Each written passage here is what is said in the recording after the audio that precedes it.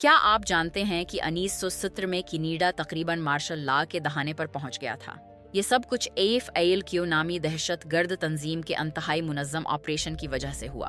अक्टूबर में दो अलग अलग सेल्स ने बीक वक्त हमला किया। पहले ग्रुप ने बरतानवी सफीर जेम्स क्रास को अगवा किया, दूसरे ने लेबर मिनिस्टर पियर लापोर्टे को। उनका मुतालबा था सियासी कैदियों की रहाई। वजीर आजम ट्रूडो ने जंगी इकदामात एकट नाफिज कर दिया, जिससे पूरे मुल्क में शहरी आज़ादियां मुअत्तल हो गईं। 12,500 फौजी सड़कों पर उतर आए। 499 अफराद को गिरफ्तार किया गया। फिर सदमा आया। लापोर्टे की लाश एक कार के ट्रंक में मिली।